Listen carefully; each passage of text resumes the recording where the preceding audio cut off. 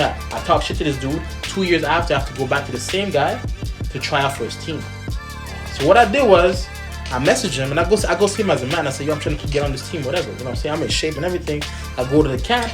I kill the camp. I'm fucking niggas up. Yeah. Everybody on that team was talking so much shit about me, about how, oh, you're not gonna make the team because you talk crap. You're washed. You didn't play football for a year. I'm a football baby, nigga. Yeah. Like most of y'all been playing since you fucking got hair on your testicles, my nigga. Like I've been doing this for a long time, bro. I'm a football baby. Don't play with me, bro. What the fuck you talking about?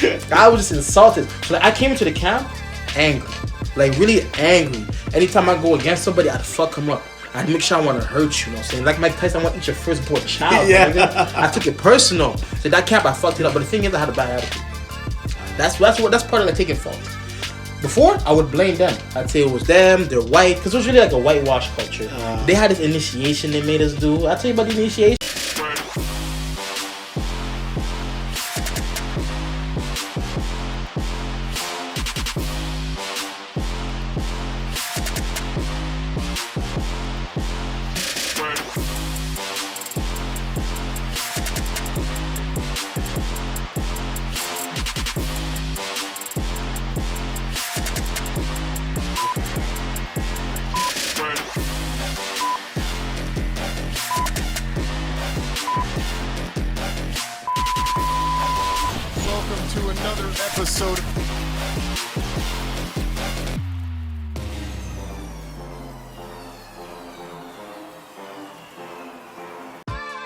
Welcome to another episode of the Mendable Hustler podcast.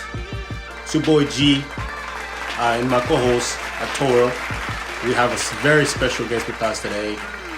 Entertainer, comedian, an artist, my boy Bobby Rodman Stock. Rodman Stock. It's okay, man. You got close. Thank you, bro. Thank you for coming out, bro. But anyways, of course we know you. For those people who don't know you, can you please introduce yourself? Sure. Honestly, man, I think of myself as an entertainer, as a real NIGGA, as a 360 nigga. I move everywhere. I'm like water, man. I fit in whatever setting, whenever, however, man. I just move. I make it happen. I do YouTube videos right now, a little bit of TikTok, a little bit of IG, a little bit of Twitter. I like sports. Talk about red pill, men's health, self-improvement. A little bit of political stuff. I'm just that dude, man. Everywhere, everything. For real. I talk more shit than a fat bitch toilet, man. That's me. That's just me, man. That's what's up, bro. That's what's up. But the main reason I wanted to bring you here in this podcast is because I just love the way you be yourself, you know, because this podcast is more about finding your dignity, finding your purpose, and motivating people to be themselves more, you know, and just to chase their dreams and finding things that are interested in them to do, you know what I mean? So I just, knowing you for all these years, you have a great story to tell, you know what I mean? So, and you do a great job on social media, and I just thought bringing you on this platform and just make a difference. So, before I start with anything, you want to say anything, Eddie? Yeah, you were our third guest. Third guest, yeah. Y'all gave me bronze, really? Y'all gave me the Doodle Award? No, not really. It's something that we're just starting, and obviously we're learning a lot, just as much as we're learning from you guys. Yeah. So it's always great to get different perspectives on different things. So we're sure. Yeah. So just before, I just wanted to speak like how we met. You know what I mean? So we've been friends for I think 6 years now. 7 years, bro. 2014, yeah. 7 years, bro. And you've been so close to me as a little bro. You know what I mean? We met, you know, we connect ever since we met. I remember the first day you approached me, and I remember at the time when I was moving so fast. You know what I mean? I was moving so fast. You know what I mean? I was all over the place, and you just felt free to come to me. And I remember what did you ask me? I said, you sell drugs? Yes, man. That dude look like he had money. But when you had that thing, though, what made you? Man, I saw the earrings. Like, you working in the kitchen, you got white Air Force Ones. That mean he got money for shoes. And just the way you're moving, I'm like, man, he ain't got one source of income. This guy's where the money at. I'm trying to get paid, man. Yeah. I say yourself You know, else. like funny thing that you mentioned that is like at that time I really didn't know who I was.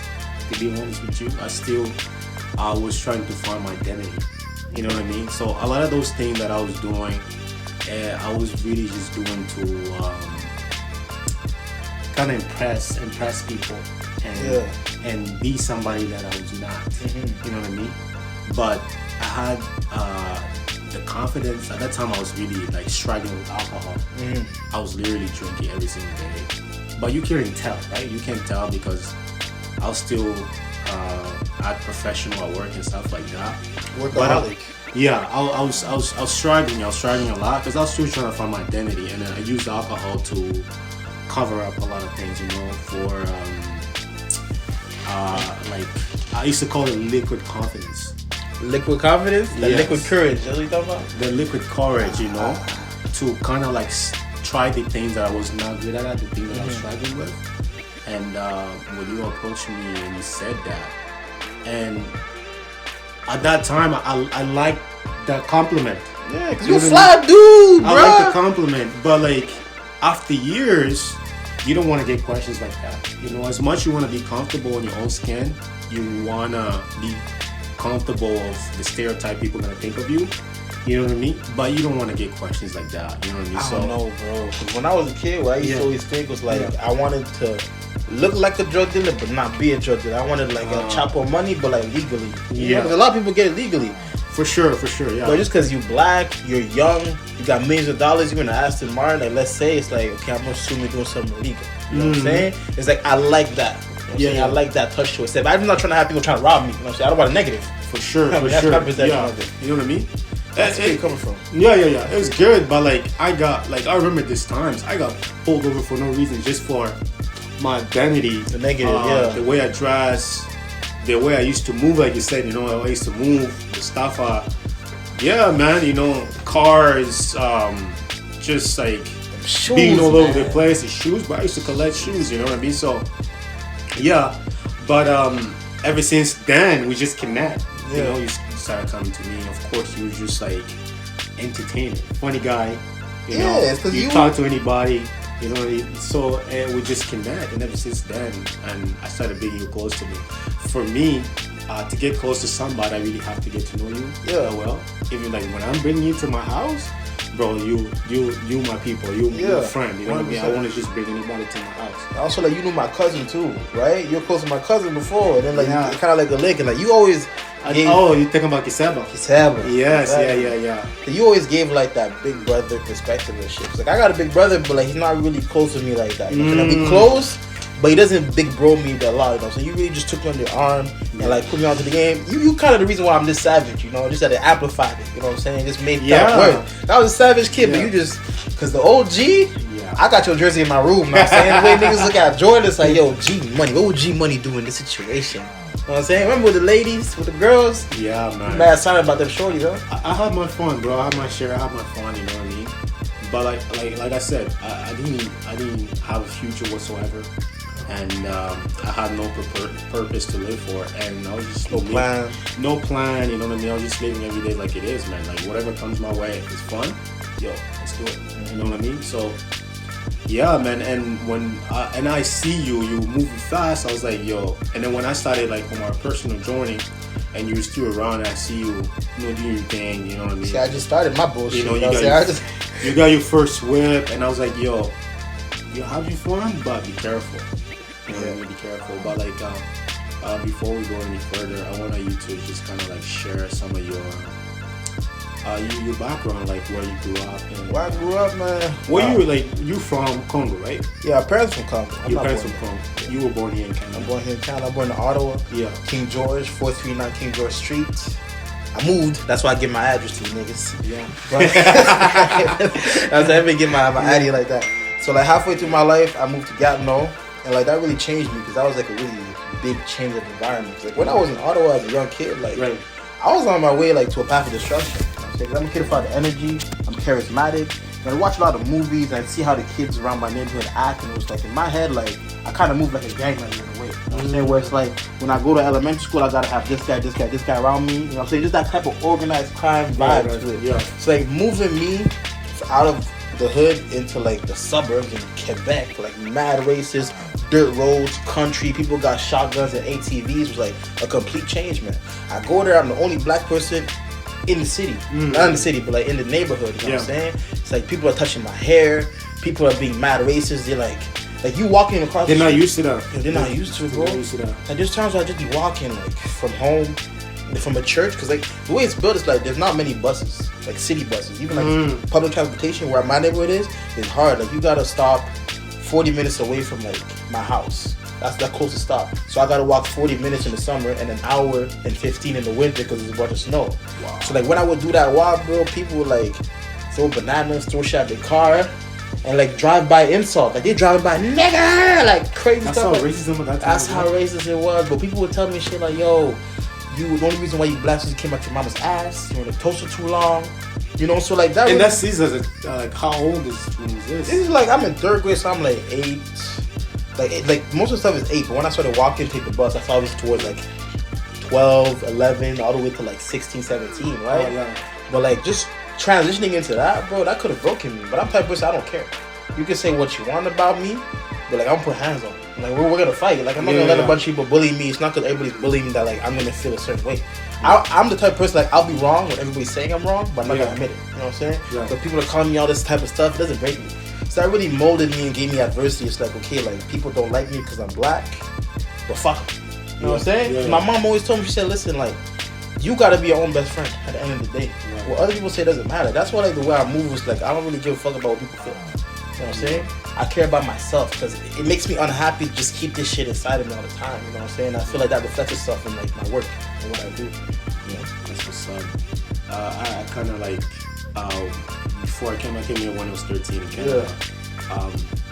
Like back home, I didn't never really experience no racism because you know it's just like back home it's like everybody live all in the same block. Everybody black. You know what I mean? So everybody black. You know, it's hard when you see a white person. It's like, yo, look at you. You might think they're rich because it was so hard to find white people. You know what I mean? Like especially when you go like because you live in the ghetto, it's hard to find white people. So when you go in the city, like where all the nicest things, where people have more money and stuff like that, you see kind of like, you know, some white people.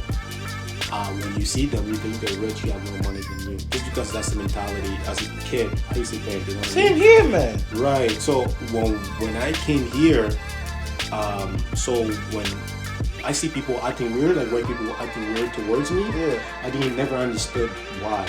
I just thought it's just not comfortable, but I didn't understand why they weren't comfortable. You know what I mean? Until I got to like maybe I think grade 11 or grade 12, and I started seeing the difference, how they treat people different.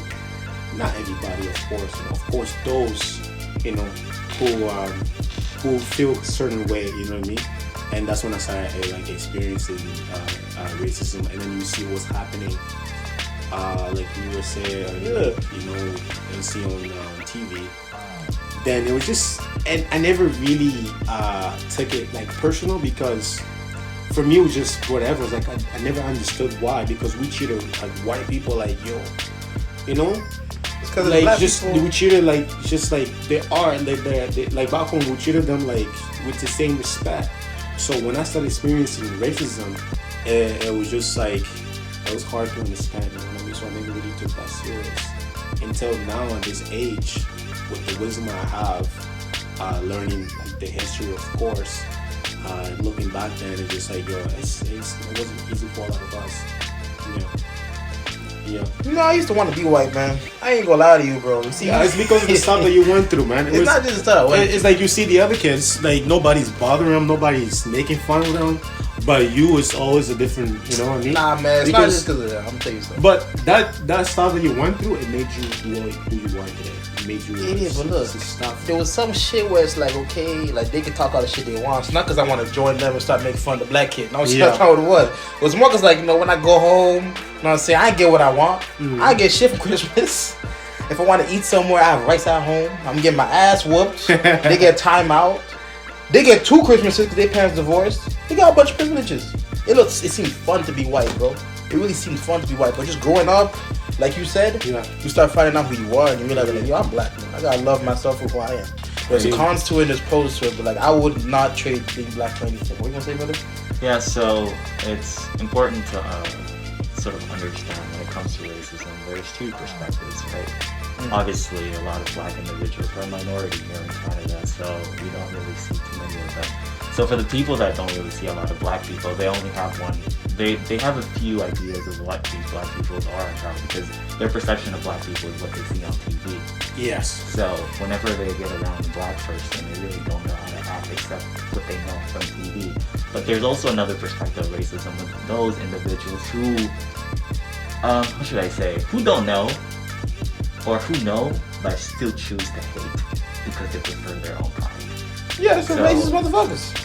Yes, it's always important to consider all sides, and I just go on and making assumptions of what. But it's like we talk about TV. A lot of people say like, okay, what they see on TV, what they see on the media. But we live in 2020 fucking one, okay? You do not need to ask much questions. All you gotta do is Google it. You got a cough, your body feel weird, you're gonna go on Google and find out, okay? Yeah. So you have no excuse to be ignorant in 2021 about much of shit.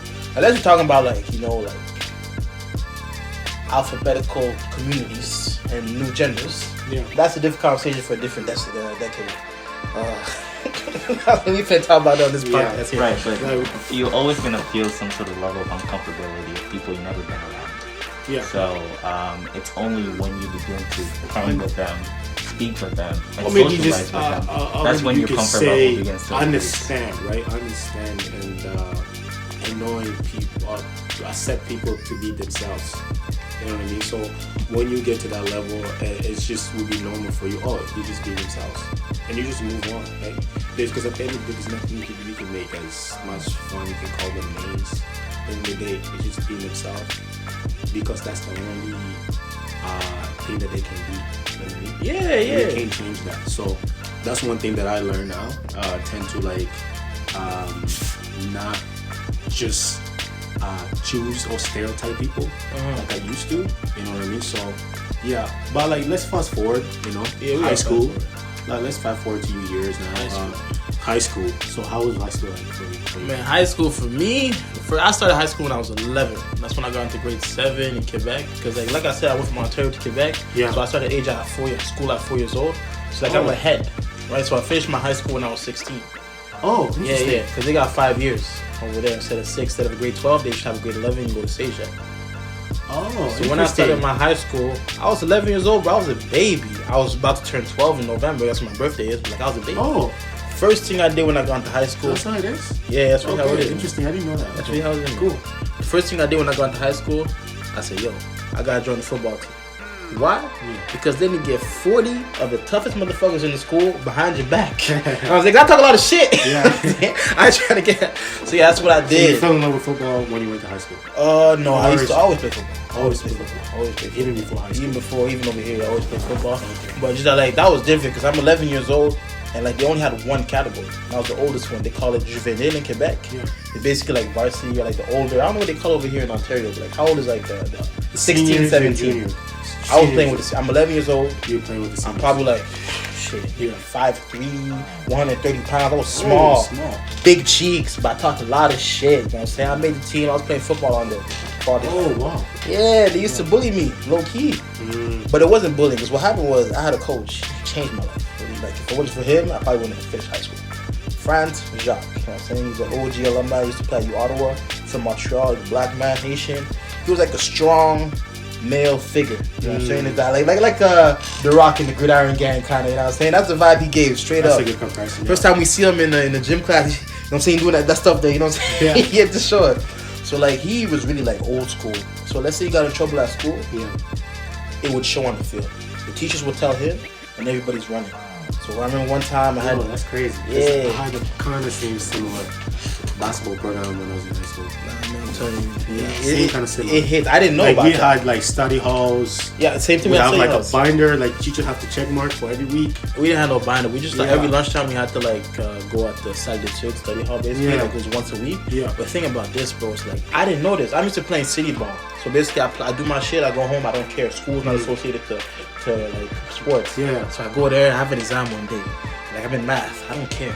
So I didn't care about the exam. It's grade 7, I was a rotten kid. Yeah. So what I did was I turned the exam, I started saying I don't give a fuck about the school, I don't give a fuck about the stand, and then I'm just talking shit on a piece of paper and I give it to her and I leave. But the teacher prints it, sends it to my football coach. Football practice passes. I do everything, doing my drills, I'm not even thinking about nothing.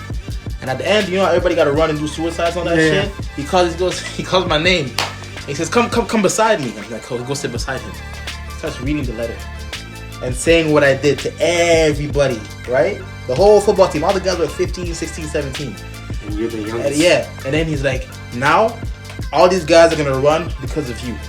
So the whole time they start running, yo, I'm crying and I feel bad. I'm like, fuck, they say, okay, go back and run with him. So I started running with him. That was like my first lesson of like, school is supposed to be linked to sports. You know what I'm saying? Like, that's my student first link with athlete, it. yeah. But the thing is, I was a badass kid. I forgot to tell you, like in elementary school, man, I was sent in like a behavior class. So, like what they did was, I was really bad kid. I wasn't the type of kid to like. It's just hard to listen for you. But like, you know, I'm just talking right now and I'm just starting saying a bunch of shit. Imagine me. No, but you aware. Yeah. You're aware of the things you say. A little Maybe bit. you think more now. Yeah. I just know you change a lot, man. You change a lot. Actually, I guess it's less of a outrage, more controlled Mm. energy. But like when I was a kid, it was uncontrollable, man. Like I really had, I would talk back to teachers, and I'd be disrespectful. It's like I'm roasting you with grown people roast, so you're like, But yes, like one time when I was in, what was it, 4th grade, they sent me to this other school for like behavior kids. You know what I'm saying? And that was like enlightening to me because that pissed me off. Because like I'm going to this school with a class where there's 5 people. You know what I'm saying? And these kids are bad. These kids say, yo, fuck you to the teacher, flipping desks, trying to start fires, bomb threats, like the crazy kids. This is elementary. And like every single time, like the way it was, like I'd go there like for most of the week and then they'd bring me back and transition to like the regular school, right? Yeah. To see how I'm changing. So I had to learn how to pretend to change so I can go back into regular school. Right. When I start high school, the first day of school, the teacher calls me, like the educators or whatever calls me and said, listen, we saw your record in elementary, how you were. We're just here to tell you like we have an eye on you, we're checking for you. So at the end of my first year of high school, I end up in the same type of class, but in grade 7. Same thing, except now these kids are doing drugs, these kids are getting high, these kids are fighting, bringing knives, and like, even the teachers in that class can see that like, yo, like, you don't belong in this class. You know what I'm saying? Like, you're crazy, you talk a lot of shit, you're disrespectful, yeah, but I'm good at school, you know what I'm saying? I'm respectful, I have some manners from my parents, even though like... And that's the one thing that I wanted to say, man. Yeah. You're so smart, man. Like, I remember a couple years ago, I was just speaking to you, the stuff that you knew, I was like, yo, bro. And even before you started your making videos on YouTube and stuff like that, I should tell you, bro, you should do that. You should, make videos and express yourself more because, bro, you're funny, you have a personality, you have your charisma, you just had it, you know what I mean? I told you before you did it, you know what I mean? Thanks. That's the thing, because and like you know the stuff, you know what I mean? And then the way you put your words, and not only that, we're gonna get to that. Like music, you do music. It's just like working, that. but like that's the thing. It's like you can have all the knowledge in the world that you want, but at the end of the day, wisdom is the application of that knowledge. It's like I know a lot of shit, but I'm not applying a lot of shit. You know what I'm saying? That's the frustration. That's like the chase of all that. But anyway, I'm just in the high school capsule or whatever. I got it spelled. You know what I'm saying? You got it spelled? Yeah, like my last year of high school, I got it spelled. Oh, your last year? Yeah, like I'm telling you, I was a bad kid. I'm just saying I was a bad kid. Yeah. Football was saving me. First year I got sent into a crazy class. They put me back in. Then grade 8, I started the year off cool. They sent me to a crazy class again. And I get put back into the regular class. Then grade 9, they can't put me in the crazy class no more. Now it's like they got to send you to a whole other different school. Right? And being in the crazy class is messed up. Because like I'm a normal kid. But like we're 5 people in that class. And everybody knows this is a crazy class. And everybody who's in the regular classes has to look at me go into that class. And they're like, man, he retarded. That's what it was. They're like I go on my breaks and people will come up to me like, yo, bro, like, why you in that class? And it's like, I'm in the class, like, and it's like this mad space, my nigga. 4 desks, that stands out. You go into your regular class and shit, you waiting with the students, and you just see a class like 4 desks, and my black ass listening. It's like, bro, it was rough, man. It was rough. Like, it was humiliating because, like, I did not like people to think that I was on their level. You know what I'm saying? That I was like the people in that class, but like they put me in that. You know what I'm saying? They put me around those people, so that frustrated me. It's like I don't belong here. I'm a bad kid, but I don't belong here. It's like I've always been in a gray area. but they knew I like to play in gray areas of like rules and all that shit, so they put me in the bad area. But in real life, because they were kind of like, they want to be law type shit. The school kind of like mimics the government in a way, right? But when it comes to like legalities and like laws and shit, it's like when you play in the gray areas, you don't end up in jail directly. But in school or any other small institution, like they don't encourage you to play in gray areas. Either do it or don't do it. You know what I'm saying? I would just play in the middle, and that's why they had beef with me. Anyway, so like grade 9, they can't put me in that class no more. It's only grade 7 and 8. So that means that the only way they could like move me is by bringing me to another school, which is in an old broken down church basement. Valet Jeunesse, that's what they called it. So I spent grade 9, grade 10, and grade 11 with good years. Because that's when like I actually went back to the football team, the high school football team. I was playing football and we went to the championship, we lost, and it was just like I was taking that seriously, so I didn't get suspended. But what, before, do you have any questions before? Sure. Since the podcast began, we've been hearing a lot of your struggle. And this goes back to one of the episodes we had earlier, and which I think it was Bishop. Yeah. He was also talking about his struggle, how the struggle helped him become the man he is today. Yeah. And obviously, through your struggles, you've learned a lot of valuable skills that got you to where you are today, that made you who you are today. Can you describe what are some of the most important skills that you learned from the struggles? Most important skills I learned from the struggles I've dealt with in life, bro, is that this shit don't fucking stop, my nigga. Like that's really what it is. Like struggle is a part of life, my nigga. Like straight up. Sometimes you're up, sometimes you're down. You just have to find a way to keep moving forward. It's like that. What was that? Beyonce or Sierra? What comes up must come down. Like it's gravity, my nigga. You high as shit, and then one day you gonna fall and go back up. You know what I'm saying? Just the way it is. And sometimes it's gonna plateau, kind of like stock. You're gonna plateau. It's gonna go back up, go back down, and just like I say. Really a big lesson I learned from my struggle is just how to cope. You know what I'm saying? How to cope with it. And like exercise is one of them. Questioning myself. You know what I'm saying? Really just wondering like, why am I doing this shit? That's good. That's good. Cause yo, my nigga, good, bro. You be going through shit and you're like, why am I doing this? Do I want to do this? And it's like, also, don't compare yourself to other people. That's one thing I learned from the struggle. Cause like you be like, oh man, I'm 23, but this motherfucker 18, he already a doctor in in Geneva. You know what I'm saying? We all have different journeys. You gotta compare yourself to the old you. Yes. I wasn't shit before. Now I'm something. And I said that. I think on the second episode I said, because the only competition is really just you. It's really you versus you. At the end of the day. You versus yourself, because man. That's it. Because you're trying to be better than you were yesterday. Yeah. Because every day it's all about improving in one area that you're not good at. Improving. I'm trying to do. I'll do the work that I did yesterday. Well, you know what's the mistake I feel a lot of people make when it comes to self-improvement? They're so focused on improving who they currently are, but they don't know who they currently are. That's the fucked up part. That's the thing that you just said earlier. Yeah. Finding your identity, like talking to yourself, spending time with yourself. You know what I mean? It takes time, but it takes time. It's worth it because remember when I told you at that time when you met me, I was moving so fast. I never had time. Maybe like 20 minutes to sit down with myself and just really analyze how my day went. Yeah. I never had no time. I always wanted people around me. I always wanted to hang out with somebody. People around you, stuff to do, stuff to drink. You know? Yeah, I always wanted to go, get fresh and go show off my clothes. Quarantine's different. Quarantine's a different vibe. A lot of people were able to just realize it. Because people going out to party are forcing it. It's an effort to go party right now. You might get a fine. You might catch corona. I'm saying nobody's out like that. Yeah. So it's like... So it helped a lot of people. I hope. You know what I mean? I hope a lot of people really you need to relax. Find out who they are.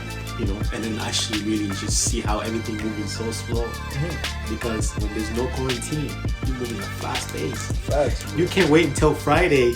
Yo, it's gonna be hype. It's gonna be lit. Friday was hot when you had a job. My niggas unemployed. Friday hit different. It's gonna be lit. So some people actually took advantage of it. What do you mean the serve money that we're getting? Invest on the business, save up or something. You know what I mean? Take advantage of it. You know what I mean?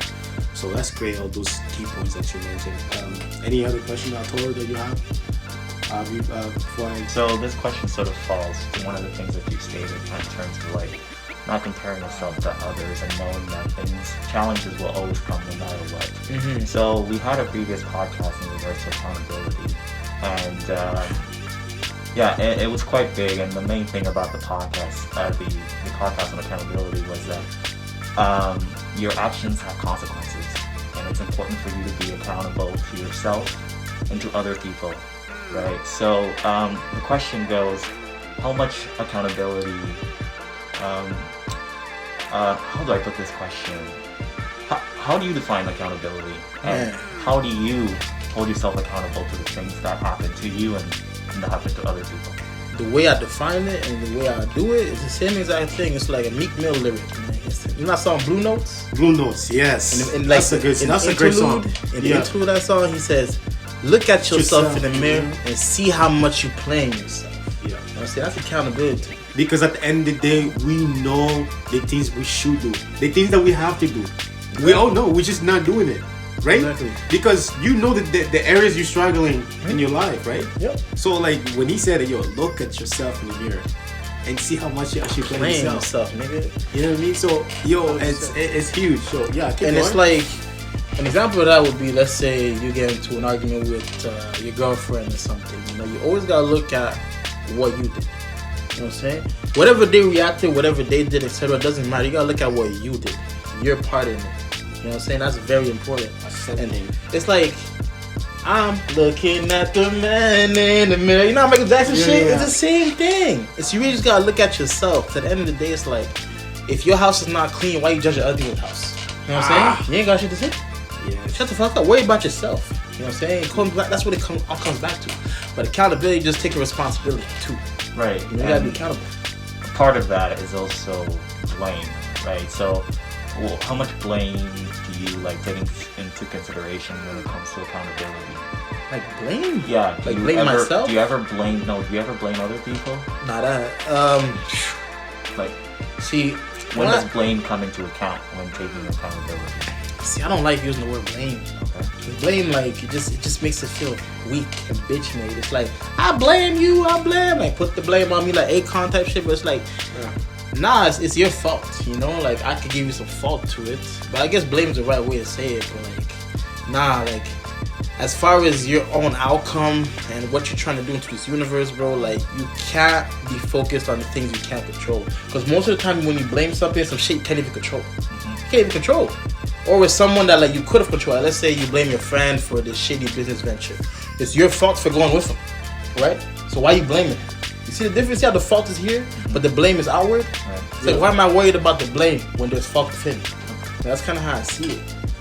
But like, as far as accountability, it's like every single time when I make these videos, when I talk to people, when I say my truth, or like when I make music or whatever, I take accountability for the fact that, yo, I might hurt somebody's feelings, I might look stupid, I might not make good music. Like, it's my accountability. I take it. You know? So you don't like it, I accept it. Yeah. I'm not gonna say it's your fault. You know, you're being a bitch, you're being this. But at the same time, it's like the stuff I make, a lot of people feel offended for. Of course, they get offended because I speak my truth. You speak your truth. You speak your truth. And it so happens that, like, this truth and this opinion is unpopular. So a lot of the times people are gonna blame me for the racists, for the bigots, for the transphobes, because I am a quote-unquote outlet for that. But I'm not really. I say most people think rationally, except when you think against the popular opinion, you become an enemy, and they want to censor you, they want to shut you down, they blame you. Mm-hmm. So that's why I'm not really, I don't like that word. It's fault. Yeah. That's it.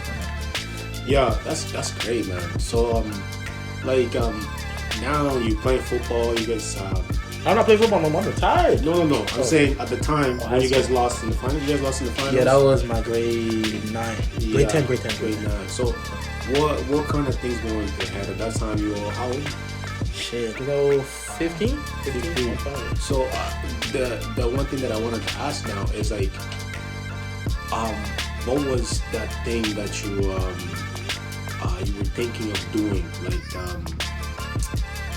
what you wanted to be at the time? Because I know you didn't really had like any idea what you wanted to do going forward after high school.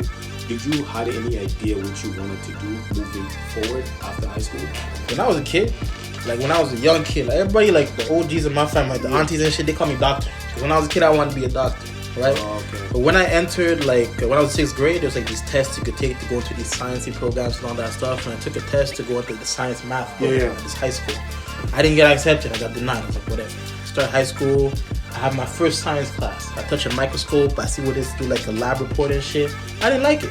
from that moment, I knew I wasn't gonna be a doctor. You know what I'm saying? Like, I just knew.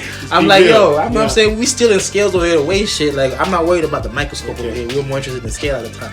So it's like, fuck that. I'm not gonna be a doctor. And then you were playing football. Did you ever think lawyer? I thought I was gonna be a lawyer. To be honest, even to this day, right now, being a lawyer is still a possibility. It's my academics and how it is. Like, that's kind of like the direction I'm going in. But it's not like, is it worth it? Because I know you don't need a job to make rich, but that's a different conversation. Yeah. But like, at one point, I want to be a lawyer. I still do want to be a lawyer. But ideally, I would say, yo, I want to play football. I want to make it to NFL or CFL because that was like a possibility to me. I want to get a scholarship, and I just want to do that. Like, I really wasn't seeing much as far as academically. I can be a lawyer. Like, it's a possibility. I'm smart. I can get the grades for it. But like, I just want to play football. You know what I'm saying? Playing football could help you be a lawyer.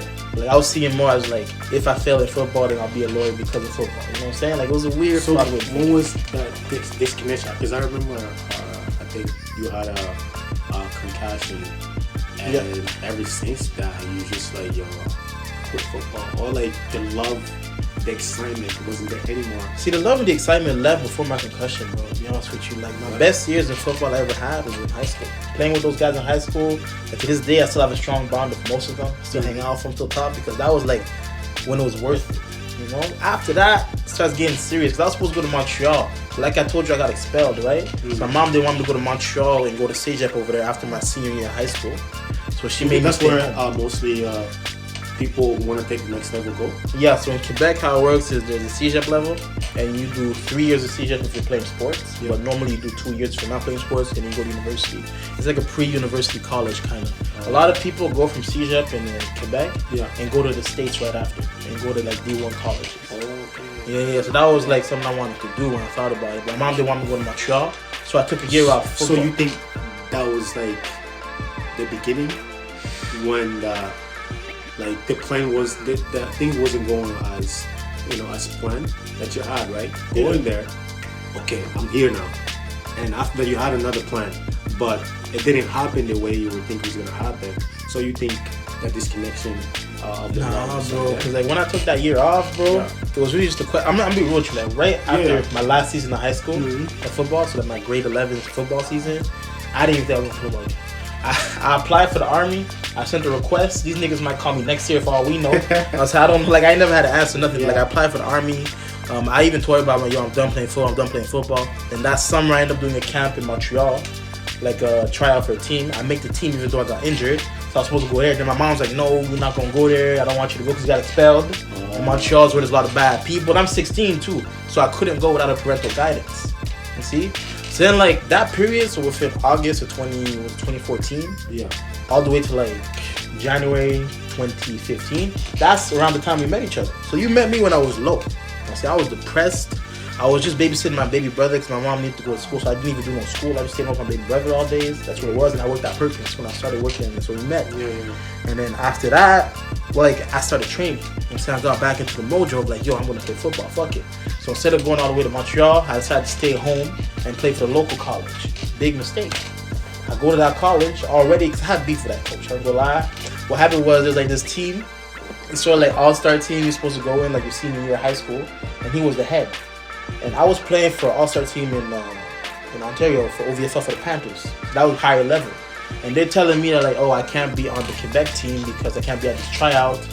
But even though I made a team that's strong, so I told him, I said, yo, I don't give a fuck. I'm the best corner over there.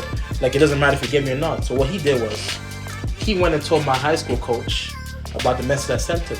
So I missed 4 years for like half of my season in high school. I had to go play somewhere else. Right? And then I missed half of my season in high school just because of that. So imagine that. I talk shit to this dude. 2 years after, I have to go back to the same guy to try out for his team. So what I did was, I messaged him and I go see him as a man. I say, yo, I'm trying to get on this team, whatever. You know what I'm saying? I'm in shape and everything. I go to the camp. I kill the camp. I'm fucking niggas up.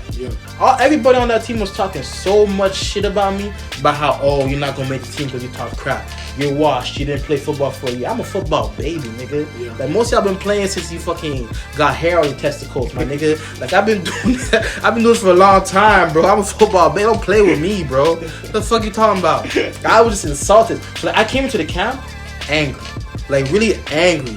Anytime I go against somebody, I'd fuck him up. I'd make sure I want to hurt you. You know what I'm saying? Like Mike Tyson, I want to eat your firstborn child. Yeah. Nigga. I took it personal. So that camp, I fucked it up. But the thing is, I had a bad attitude. That's part of like taking fault. Before, I would blame them. I'd say it was them, they're white, because it was really like a whitewash culture. They had this initiation they made us do. I tell you about the initiation. You spoke about that online. Yeah, I spoke about that online, man. They made us do a lot of questionable homosexual activity and like it was really bad. You know what I'm saying? And they would really try and like mess with me. You know what I'm saying? But I did not take it. So I ended up getting kicked out that team before the season even started. Because the first game of preseason game, I'm a corner. You know how football works? And I'm a corner. I'm not supposed to get tackles. I get a game-saving tackle, and I get like 2 more other tackles. And like based on the playing time of the game, I played a good game. They know it too. I'm an athlete. Even the receiver, like the top receiver, told me straight up, like, yo, you're the best corner over here. But you just gotta fix your attitude because they don't fuck with your attitude. You know? Cause me, like when I go and play ball, man, I'm loose. You know what I'm saying? Like I'm talking shit. You express yourself. I'm expressing myself. This is my outlet. But them is like on some white boy, long hair, sunflower seed eating ass. You know what I'm saying? Like weird stuff. You're different. I was different, bro. And the niggas that were on the team, a lot of them were like, you know, the niggas who move around white people, like just like kind of like tighten up, like, oh, hey, sir, like that type of guy. You know what I'm saying? Like that's the vibe they gave. And I just pull up there with a chain, with my grills, like nigga, I was a real nigga. But anyways, the first regular season game. Where I practiced before, and they're asking like, yo, like they're saying like who's gonna play, who's gonna start, who's gonna like be on the, who's gonna be dressed. Yo, they name the names and they don't name me. Everybody's looking back and they're like, yo, like how the fuck are you not dressed? So they knew. They're just like, yo, it's a damn attitude, whatever. So at one point during the practice, man, I'm running, I'm mad, I'm hitting people. I'm like, yo, fucking coaches, I'm talking shit. Guys on the team went and told the coaches and I ended up being kicked out. So then they called me next day and then I'm just like, whatever, I don't care. Yeah, I think so. Then keep on. After that, I got an even bigger grudge. Cause now I'm like, yo, fuck you, fuck everybody. I'm gonna go play City. So I went to go play for the Giants. So I was humble, bro. I go from playing in a D3 college, which is okay. It has structure, budget, you know what I'm saying, playing on synthetic field, to playing for the Giants over here that barely have a fucking practice. It was shit, okay? Terrible. I'm playing with people who like who are there for fun, who are there one day, aren't there the other. Like it's not serious, bro. Shitty city league. So playing over there, man, I dominated that. I played 4 games. Was it 4 games? Because you were more advanced than that. I was more advanced than that, and I had the heart. I'm there to play. But do you think, looking back, if you held yourself more accountable, things would work out? Even in that situation, you would not be in the same. Nah, because I wasn't. I'm gonna be honest with you, bro. That coach was a bitch. And he's just a hoe. Yeah. Like he's a hoe ass individual. Wasn't good at his job whatsoever. His system was trash. The athletes over there were weak. The division was weak. You know what I'm saying? So he could easily like just be like, okay, like I don't need you. You can leave because your attitude is more detrimental than your skill is good. Because it was D3. You know what I'm saying? You don't need much to win D3. And peep this, we finished the season, whatever. I finished my season in another league. Shitty league. I dominated that league, bro. I was like number 1 in tackles after 4 games. And niggas had 8 games and like weren't even at my level. So I had a really good season. Niggas call me savage. That's why niggas call me savage. That's where the kids of that. They call me savage. So at the end of that, one time I finished shift at Perkins. My season's done already because it was just crappy, whatever. This team that I'm talking to you about, the college team, Seja, Griffon, they're playing their championship. They made it to the Bull Door, the championship. You know what I'm saying? Oh my nigga, I was on Facebook watching that shit live, praying they lose. And when they lost, I was so happy. I said, you can't win without me. And to this day on this podcast, you can't win without me. Suck my dick. Straight up. So they, that's great, man. Let's move on. Yeah, we gotta move on, man. I didn't even talk about football. So this podcast is like I was saying before, is more to help those people who are like lost, still trying to find their identity, their purpose. They're just out there on social media, lost, confused. So what's the one thing that helped you kind of like just start looking about your future and looking ahead? Now you in university, yeah. So what's the one thing that made you taking life more seriously and just start thinking about your future? It's not one thing specifically. It's a combination of things. I'm gonna say like a thing that's really important is like when you realize that like life is precious and worthless at the same time. That'll fuck with you a little bit because it's like it's so priceless. We all holding on to it. Oh, okay, life. Don't go outside at night. But at the same time, people die like this. Yeah. You know what I'm saying? Just like this. Like it's worthless. It don't mean shit. It's like you gotta make the best out of your time. Another thing too is like, what the fuck are you trying to leave as a legacy on this earth? That's very important. Like, you gotta start thinking about yourself, where you want to be, and it's like, okay, where I want to be at a point where I have house and all this material stuff, then family. Okay, family, yeah, okay. Where your kids gonna be, how your kids gonna be raised, how your grandkids gonna be raised. You know what I'm saying? I was not taught a lot of stuff as far as financials, you know, because we talk about seeing the future, but like, what helps you to get to a good future is money. You know, and all this time I'm talking to you about where I'm the sage app and doing all this stuff and etc. It's like I wasn't really saving money like that. You know what I'm saying? I was stacking money, yeah, saving, but I wasn't investing and multiplying the way I should. You know, I sold drugs for a little bit, scammed a little bit, did hit this. You know what I'm saying? The 360 nigga shit here and there, but it's like most of that money is where in clothes or shoes or food or experiences or hoes. That's what the money goes. You know, but when you don't have the financial literacy, definitely. But as far as like what helped me want to see my future is like seeing people fuck up, that's for sure. Because you gotta learn from other people's mistakes more than you learn from your mistakes. You still gonna learn from your mistakes. Don't get that shit twisted, right? But you gotta learn other people's mistakes. Just books for sure. Books for sure. Yeah. A book. Like even when I met you, you were already into books. Yeah, I'm an avid reader. Because you were speaking to you and be like, yo, you know this. I seen this in this book, and just to hear from because you were how old you said? I was like 17 when you first met me. 17. I think I was 22. Yeah. Yeah. So for you to have that knowledge at that age about you, just like all over the place, you know what I mean? Because I just knew, like, bro, you have so much to offer. Like, you're a superstar. Yeah. Personality, man. You're a people's person. You know how to vibe with anybody in the room. When you walk in, so the energy, the whole energy just they're shift. happy. You know what I mean? Everybody happy when you're around. You just make everybody feel good. I just knew that for you to do the stuff that you do online, Have to control. yeah, control. So when you started, like, you always knew that you're funny, right? I always know that was funny. always natural for you. Like, it was always natural, but like I never, because one time, like, what clicked on me was when Darius, it's one of my homies, we played football together. Yeah. And he told me one time, he was like, bro, like, he told me this 2 summers ago. Yo, when I met you, I always knew you would end up doing comedy or some shit like that. Even when I was a kid, I forgot to tell you, like in elementary school, I'd be in trouble. And these teachers Class are like, clown? class clown somewhat, but the teacher told me like a bunch of times, like, you should be a comedian. I can see you can be a comedian. But I never understood why. I felt like, what, you laughing at me? Like, you don't take me seriously, bitch? Like, what are you talking about? I should be a comedian. See, it's just natural. Yeah, but I realized that, like, remember I wanted to be a doctor, but it's like, I feel like I can cure people through comedy and just speaking. But I don't even think this is comedy to me, because I'm talking my truth, you know? I'm here, I'm with you guys, we're talking, we're laughing, we're giggling. Some people could watch this shit and be like, damn, this motherfucker funny, he interacting with shit. But it's like, I'm not really trying to be funny. Because it's natural, like I said. Yeah, it's natural. It's a talent. Well, what's come easy to you, that's your talent. But you see, you gotta work hard at it. You know what I'm saying? You have to. That's my laziness. You know have what I'm to. And that's when that quote comes at the that quote we mentioned that on the previous. Hard work beats talent when talent don't work. No, it's the secret of your future is hidden on your daily routine. Facts. What do you any thoughts on that quote? I think that's 100% true. Cause like, yo, if you like, most people don't have a daily routine. Let's see how it is. Yeah. Their daily routine is just work. You know what I'm saying? That could be someone's daily routine. I go to work. I do this. But like most people really don't have an A to Z daily routine. And that's really like, I've been reading this book. It's called Not the Art of War, The War of Art. The War of Art. You read that book? Yeah. War of Art? About resistance. Audio book, yeah. Exactly. Yeah. So it's like when you build that routine, right? That's leading you towards where you need to be. Yes. There's like this mystic energy that builds itself, kind of like a snowball effect. You know, like a snowball at the beginning of a mountain, at the end it just becomes a big snowball. That's what it is. You know, like you just start getting better and better. Like I saw with my editing. I'm saying with how I just start releasing. I look at video from back then, video of now, I can see the mistakes. You know what I'm saying? I'm still not where I want to be, but it's by continuing. You know what I'm saying? Keep doing this. Consistency is key. That's really what it is. And you really got to fight everything that's stopping you from doing that.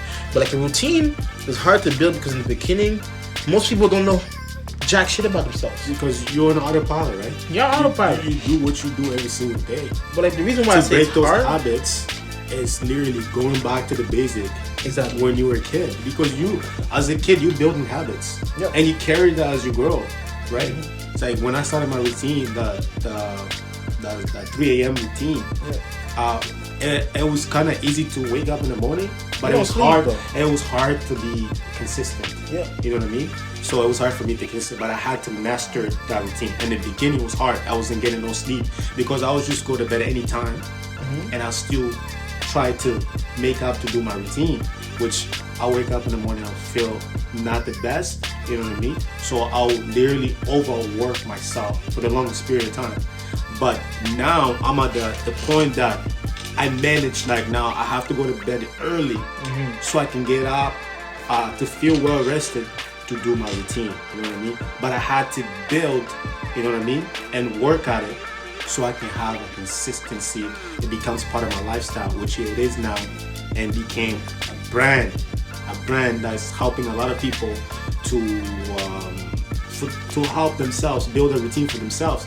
And the whole thing of me waking up early is not like telling people, oh, you should wake up early, you should do this. No, it's literally inspiring my routine, right? Because it helped me on my personal development until now, until this day, and it completely changed my life. So I'm just literally tell people like, yo, create a routine that's gonna help you to motivate you to get to the next levels, for you to accomplish the goals that you set, accomplish the goals that you never had a thought that you can accomplish. You know what I mean? So I was just like finding something to live for.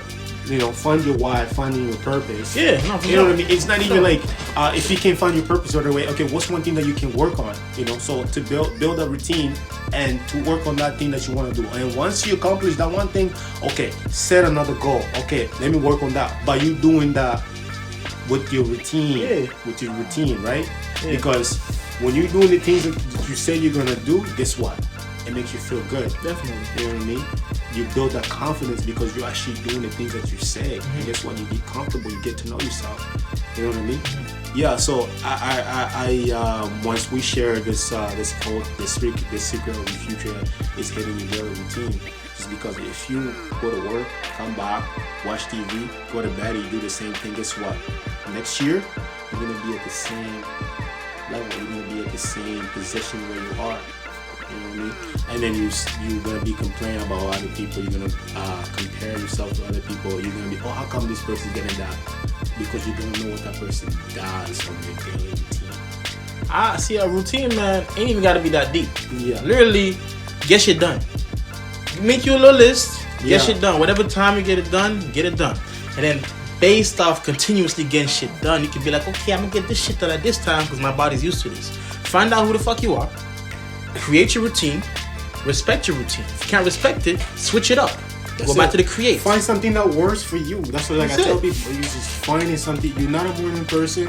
Okay, you're a night person, but you're trying to get stuff where you feel most energetic, where you feel motivated to do this stuff. You know what I mean? It's literally getting to know yourself. It has to come to that point. Like you said, it's number one.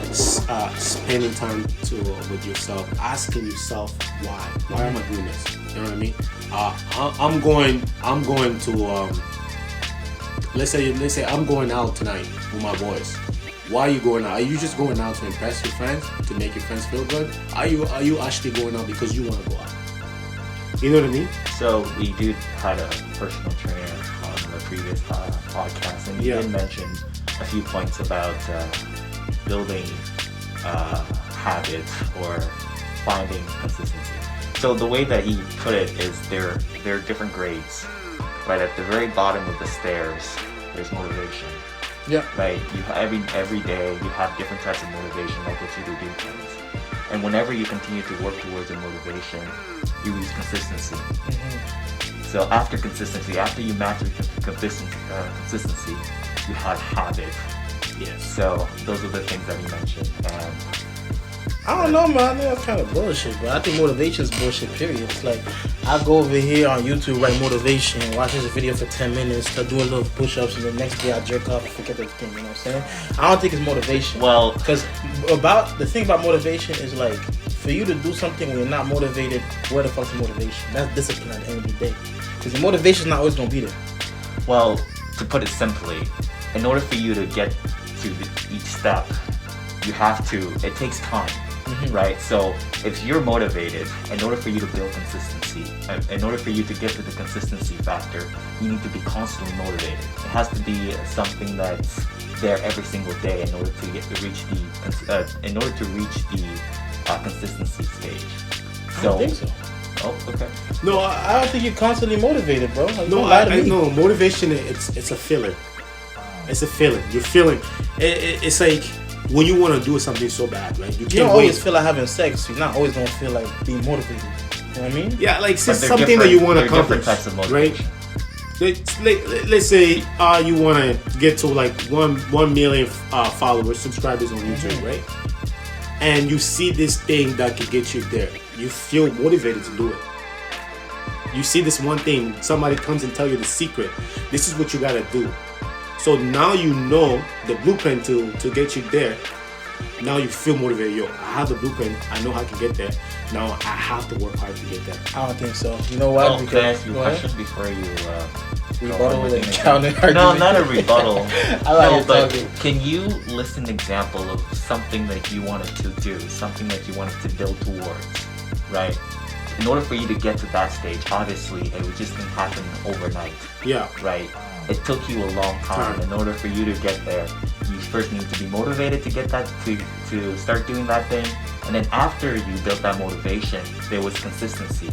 There was some sort of schedule that you follow in order for you to start developing whatever it is Yeah. So after the consistency was built, it became a habit. A habit is something that you don't need to think about every day. It becomes automatic in your brain, right? You just know you have to do it. Yeah.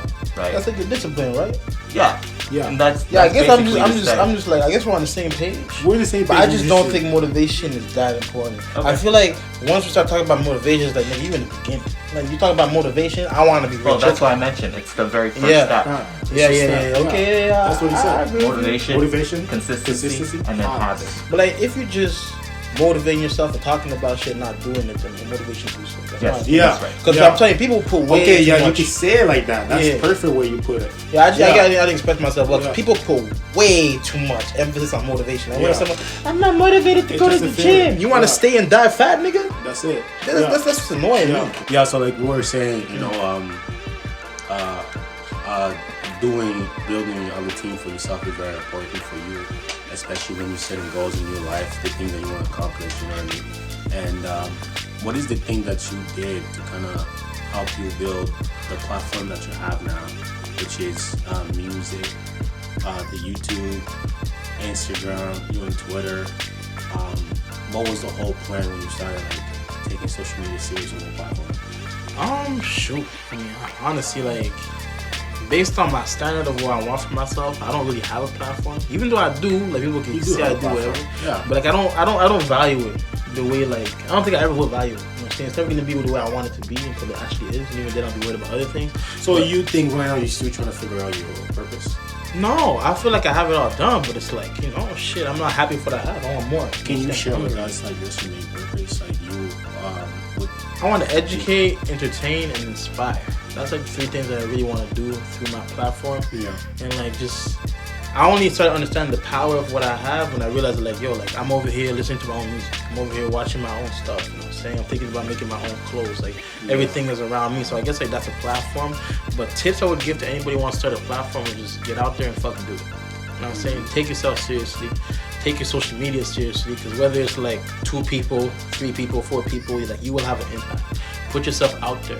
Don't be worried about you not having enough followers and people having more followers, because at the end of the day, bro, like you gotta monetize. And most people have a lot of followers, but followers does not mean monetization. If you have a strong following, a cult following, you'll get the money. One of my favorite artists that I really like look up to is XXXTentacion. And like the thing about him is like before everybody knew him for all this crazy stuff and like his popular like pop songs, he had a cult following. People that are willing to ride or die for you. That's why it's very important for me to be myself and to be real, because that way I have those people who really like me for myself. I'm not gonna get exposed as like someone fake, someone who's not doing what he says he does and all that stuff. Because like, you know me, I'm telling you I'm not perfect. I'm telling you I smoke weed. I'm telling you I like to jerk off. Like, you know what I'm saying? Like just shit like that. But most people would like to go in front of the camera and act like they're someone perfect, and then they're gonna get exposed. You know what I'm saying? Yeah. I'd rather it be the opposite. I show you my flaws, and then with life, let's say you start saying, oh, he's changing, he's this. Motherfucker, I'm just growing. I'm different. You know what I'm saying? I'm becoming a new person. Me saying I'm not going to get married right now, we just talked about this off camera. Like, maybe in 5 years, I'm not going to say that. You know what I'm saying? Yeah. So, like, I'd rather have someone see me grow than someone see me, like, perceive me as, like, contradicting myself. You know what I'm saying? Like, being fake. You said it. But as far as start a platform, I really just say, like, go out here and do it. Like, IG, TikTok's a good way to blow up. YouTube, learn how to edit, build some skills, and be consistent. And you do all that yourself. You edit, you do it yourself. Only thing I don't do myself is the music. The music, I have like a team that works with me on my music, and even then, I'm still figuring out like how to release music and all that stuff. But yeah, it's like you always had a love for music. Yeah, I always had a love for music, man. I remember when I was a kid, I used to sing on the choir. You know the choir at church? Yeah. That was me, you know. I always had like a melodic vibe to myself. And even when I speak in rhythm, so they're just like, you know, you're so diverse. Because when I look at you, I see Jamie Foxx. Yeah, kinda. So I can't sing like that. You know? Not that, because he's so diverse when it comes to like entertaining. Yeah, he can do so much, and I see that in you, bro. Like you can do a lot. You can make people fun to just speaking, music, videos, acting. You can do a lot, bro. And if you really start looking at the big picture, and you start working on the areas, on these little areas where you're strong at, because only one of those skills that's gonna take you so far. Exactly. That you're able to work on these little ones. Exactly. That's why like I do music really, because I like doing music but I'm not trying to be rap. I'm not trying to be seen as like some tough guy from the hood who does this and that. Like, because that's too repetitive. You enjoy it. It's fun. I enjoy it. I like it. It's fun. But like the whole rapper persona is just like, it's fake to me. It's like, why am I mimicking and looking up to somebody that's not my dad? You know? So you know how fucked up that is? Yeah. Like your idol is a rapper. Like that's really sad to me. You know? So that's how the fatherless Negro behavior. But it's like, being a rapper is not what I want to be. I happen to rap. I got bars. You know what I'm saying? I could make some songs or whatever. But that's just a way to get my platform out there. Like, okay, he makes music. Oh shit, he does this, that. I like this different audience. Yeah, because if you look at everybody that's rapping from early 2000s and right now, they're either not relevant or doing something else. Because they were just stuck doing one thing. Exactly. Like I like Akon. Akon is a good example. You know what I'm saying? He made his music and then he just ventured into other business stuff. You know what I'm saying? Now he's about to build a city in Africa. Through music. Yeah. But Akon City. Akon City, you know, that's what it is. That's a big one. It's like I want to do movies, I want to do shows. Like I thought about having a talk show. Yeah. But just with the way I am, the way I speak and what I talk about, it's definitely going to close some doors. I've just accepted that to the point where it's like I really want to make enough money. You're so open. You're so honest. Yeah. It's still open. Yeah, exactly. I'm so open. You're so honest. I'm honest. You speak your truth every time. People lie to themselves nowadays. Yeah. And you like, have to be accepted. They hate people that disagree with them. Mm-hmm. It's like, I'm over here respecting you and your opinion and your views, but like I don't agree with you. But because I don't agree with you, I'm an enemy, which is cool. But because certain doors are gonna be shut, I'm gonna have to open my own doors. Which is why 2021 there's no excuse to now start your platform. Whether you want to show your booty on OnlyFans, whether you want to be a rapper, whether you want to be a comedian, like internet is out here. Everybody's inside. Keep posting on the internet. You got this. So what's the one advice that you can give to somebody who's just as same as you, of outgoing personality, you know, people's person? What's the one advice that you give to them, the one that start a platform and just be themselves? What's one advice that help you to be like 1000% comfortable with yourself? Well, definitely be yourself. That's cliche. I would say like because we consume, right? Whether you produce content, we consume. You know, I'm at a point where like I can't watch Kevin Hart stuff because people compare me too much to Kevin Hart, and like I really do not see myself like Kevin Hart whatsoever. I don't. You don't see it. No. Thank you. I get it way too much. It's like I can't even watch stuff. I can't read this book. I can't do that. But what I do. Why do you think people compare you to him? Too much. Too much. Why do you think that? I don't know. Because I'm short. Maybe my voice is like, hey. I don't know. I really do not know. Because I'm short and black, maybe. Like I don't see myself as No, I Kevin don't Hart. see it. No, I don't see it. You know, people, I don't know. I'll be telling a story. Oh my God, you remind me of Kevin Hart. You know, that's how Kevin Hart. That's what you be saying to me and shit. I'm just like, when I hear that. But then again, it's a compliment, right? Like Kevin Hart is big. But my influence as far as comedy is like, you know, Chappelle, Patrice O'Neal. That's why I'm in like that dark. You know, that's why I move where I move. Yeah. But to go back to the topic of like starting your own platform, being yourself, being comfortable in your skin, it's like you got to look at what you consume and create good content based off that. Like me, when I watch my videos and when I watch other people's videos, it's not up to par yet. You know what I'm saying? That's my issue. I need to get it up to par with my editing, with my camera and everything. I'm getting there slowly. But of course, you're trying to different yourself. Right? Of course, you're gonna be different, but it has to be like, okay, let's say I'm watching this popular YouTuber video. It has to be the same kind of like the quality has to match. If the quality doesn't match, like your editing, like something has to be there. You know what I'm saying? It has to be similar to them. Like you really gotta mimic what they're doing, but in your own way, like you said. That's the best. But if you're really making like content, I'm telling you, you gotta love your own shit too. Like Cali Muscle is one of my favorite YouTubers. You know Cali Muscle? Big prison guy. He's buff prison. Anyways, this guy, he's a YouTuber. He's like a bodybuilder type shit, you know, like buff stuff. And he just has videos of him buying cars and doing regular stuff. But the reason why it's entertaining is because of his personality. He makes those jokes, you know what I'm saying? And that's, like, the reason why he does that stuff is because he thinks it's funny, you know? So you gotta think your shit's funny. Exactly. Yeah. Like, I watch my own videos, I think it's funny. I listen to my own music, I'm blasting that shit. You know what I'm saying? Like, I love it. So you gotta love what you do and put it out there and, like, be your number one fan. Because if you keep on depending on other people's love for your shit, then, like, you won't have a consistent, how can I say this, emotional stability.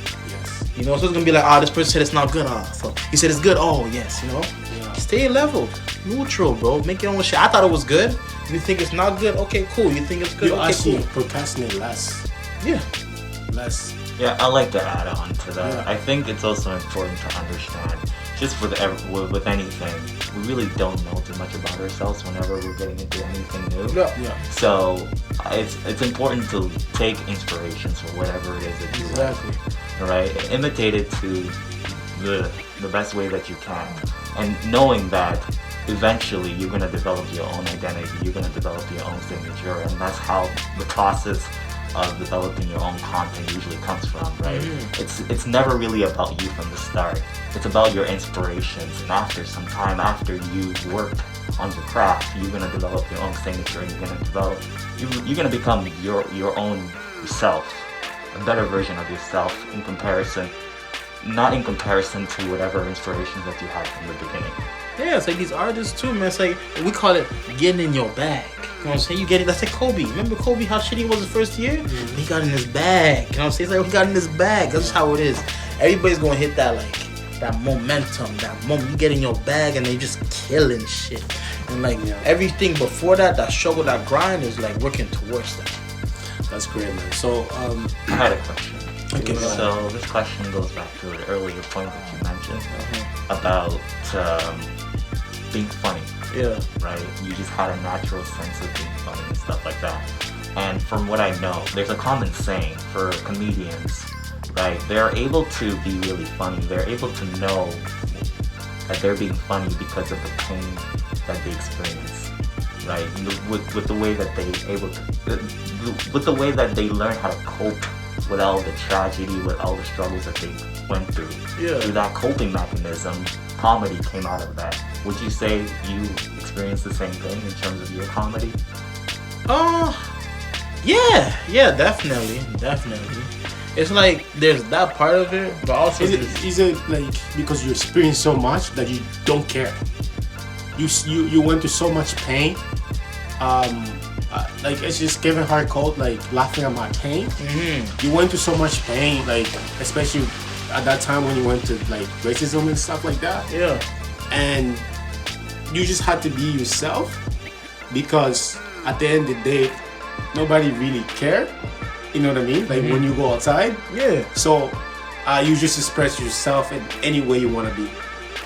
Does it kind of make sense? No, I see what you mean. It's like you go through so much pain that like you start laughing at it and then making humor out of it. Yeah, in a way, like that's definitely part of it, but it's also a part of legit. Like I'm the type of nigga, man. Sometimes I just like to light a fire and watch that shit. Bro. Just say some shit to get a reaction. You know what I'm saying? I used to like to fuck with people and make fun of people. That was my shit. Just to get a reaction out of you. You know, like I really enjoyed it and doing that kind of stuff. But there's also that deep aspect of like laughing at myself. You know what I'm saying? Yeah. Like if I tell you that my mom told me I was adopted, that she got raped one time. I think that's funny, but some people gonna say, "Oh my god, like I can't believe it." Called child search, like you know what I'm saying? Like it's really you're definitely right. It's pain and struggle turned into comedy, so it is a coping mechanism for sure. Because it's like what I'm supposed to just sit here and cry. I'd rather laugh about it, you know? Like it's part of life, man. Shit, I took an L, I'll come back. It's alright, boo boo. So we like to end the podcast with a quote. Oh, there's one more question before we get into that. So we like our the objective of our channel is to motivate people, right? But obviously that's not just about it. There's gonna be different things, but for right now, it's just motivating people. And one of the things that we've been touching on is a lot about physical fitness and like stuff like that. But aside from that, there's also the mental aspect of things, right? And you did touch upon about the classes that you went to and the type of classmates that you had to deal with. I'm talking about those future inmates, yeah. Could you sort of describe like your experience with people with mental health and that kind of thing? Because mental health, there's a spectrum, right? A lot of us have some sort of mental illness, but we don't know. But obviously, you've been around people who have extreme types of mental disorders and mental illnesses. So, can you share some of your experience with people with mental illnesses? Shit. One experience really that comes to mind is like, it wasn't really something that was innate within that individual, but it's my cousin. You know what I'm saying? One of my cousins, he started doing a lot of Molly and hanging with some white people. You know, like going to raves and doing that shit and jumping and doing that shuffling stuff. And then he started doing Molly, like I said, and cocaine, a lot of hard drugs. And that fucks with your serotonin levels. Like, I don't know if you understand, but it's like the chemical in your brain that makes you happy, it makes you extremely happy. So like when you're off the drug, those levels go down, so it makes you depressed. And it fucks with your brain chemistry. So that's why you gotta keep doing it. Not even gotta keep doing it. That's why like after you do it, you feel really down, you know? And then when it's just going up, really down, it just fucks it up. So that's the biggest side effects with cocaine dash to your brain? Not cocaine, Molly. Oh, Molly. DMA or that shit. That's one of it, because that's what it is. It really plays with serotonin level. So that could be like a gateway towards being bipolar? No, what I'm trying to tell you is like, so I don't know what happened. Or depression. With this guy, with my cousin, what happened was like, he just ended up going through psychosis. And like, he was just a completely different person afterwards. And even to this day, like, I can still feel like he's coping with demons and all that stuff. So it's like, if you're talking about mental health, I feel a lot of it is fabricated. I feel a lot of it's a lot of scapegoating, a lot of like outlet.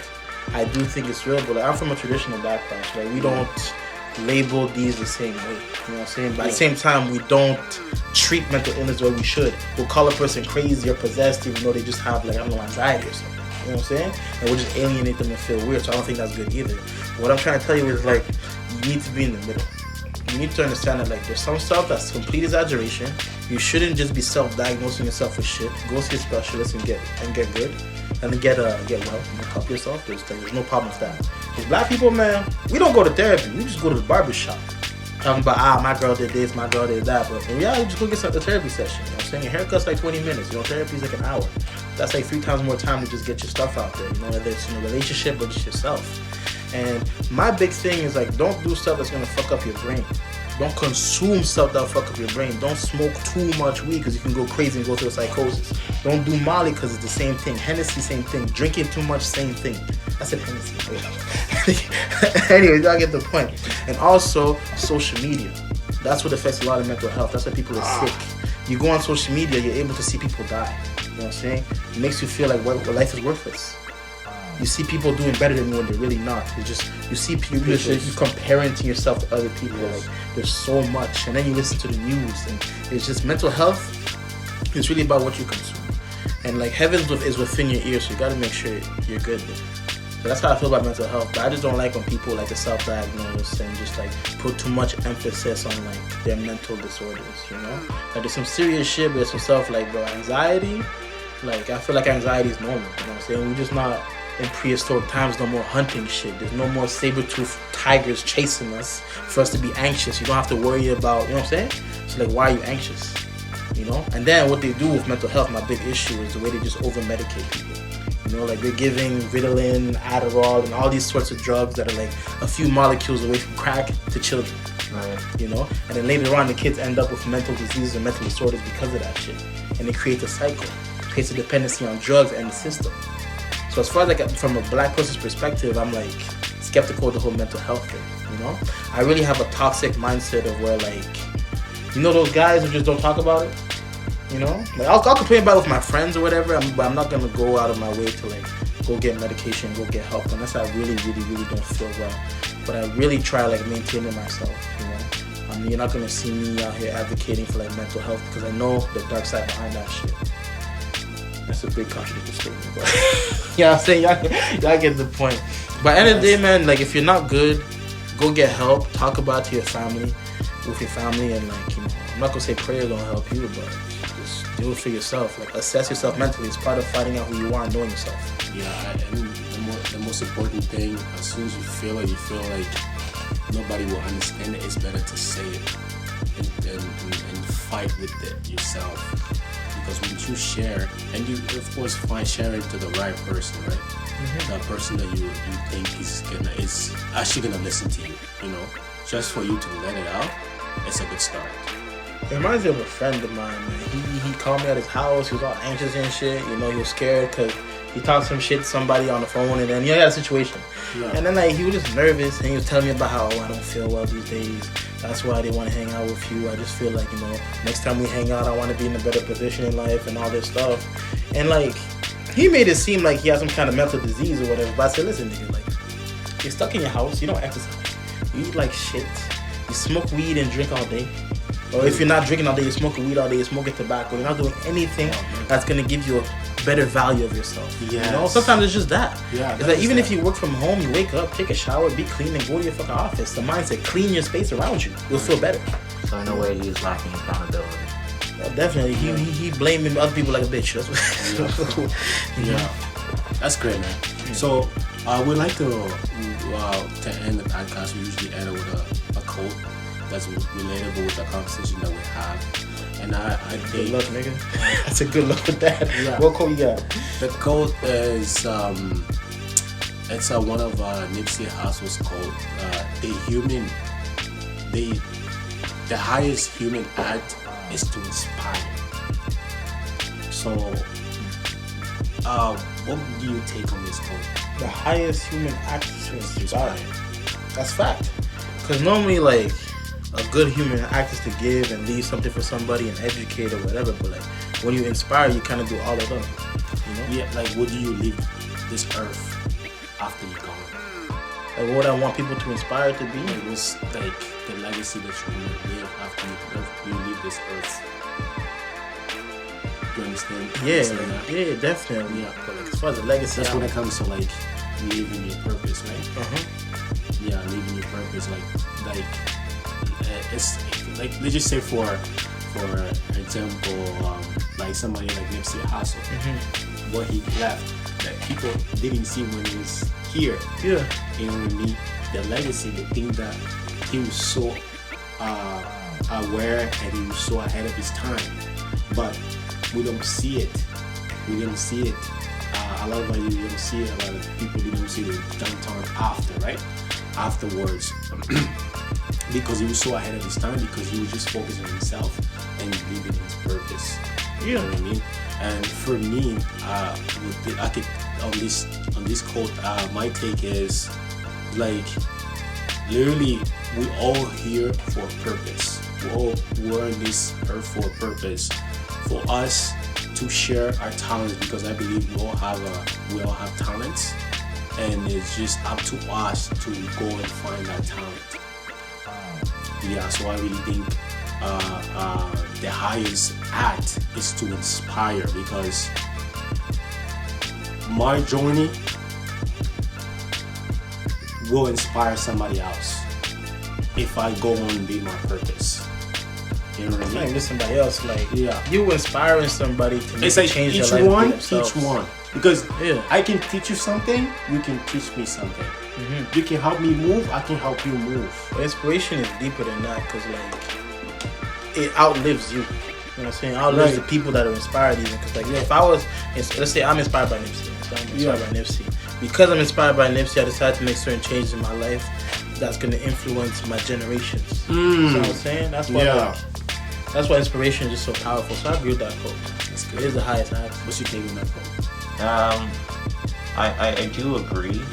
It's one of the most valued thing that you can do. But I also have to state that it's a very subjective thing, right? Because what we value is differs for everyone, right? And in human nature, we are gonna constantly. We're growing up, really don't know too much, so we're constantly imitating things that all older people do because we're still trying to figure out. We're still trying to understand the world. So it's going to happen regardless, right? And to go about your life trying to inspire others, it's a great goal, but it's gonna happen regardless. So What do you mean by that? It's gonna happen regardless. because we're always seeking ways to be accepted in order for us to be valued, and the only way to do that is to imitate those that are valued in society. Imitate Yeah. on your own way. Yeah. So like seeing something that you like by doing your own way. No. Initially, you're going to copy exactly what you see until you reach the point where you know yourself to the highest degree and where you're going to develop your own signature, your own identity. You're just gonna do what works until you start realizing this shit lame. I want to do what I like. Exactly. You know what I mean? That's what he's saying. Yeah, man. There's nothing wrong with the quote. I'm just saying it's subjective. Other people have different things that they value. I feel like other people got different inspirations, to be honest with you. Like, if your inspiration is the fucking Canadian code of law, like, you shouldn't be living, my nigga. Like, that's how I feel about it. It's like, you live to respect laws, bro. Like, you know how stupid laws could be? That's what makes them happy. You can't drag a dead horse in Canada or Toronto at, like, 12 p.m. Stupid laws like that, you know what I'm saying? On the street, like that. Nothing like that. It's like, oh, man. Yo, we can go on and on with this. We gotta have a part two, man. We have a part two. Yo, you always welcome on the podcast, bro. Anytime, bro. Anytime you got time, I'll let you know. Like the next one, yo, you can come through. Respect my curfew, man. Of course, man. You know, of course, you gotta respect that, but you can come through. But like, thank you so much for being a third guest on our podcast. It's an honor. And man, we love him. We just fall in love with this process. We love it. We get it better. We're learning so much. I learned a lot from you today. Things that I didn't know. You know what I mean? From like way back. So it's great. You know what I mean? So we'll see you in the next episode. Peace. Blessed.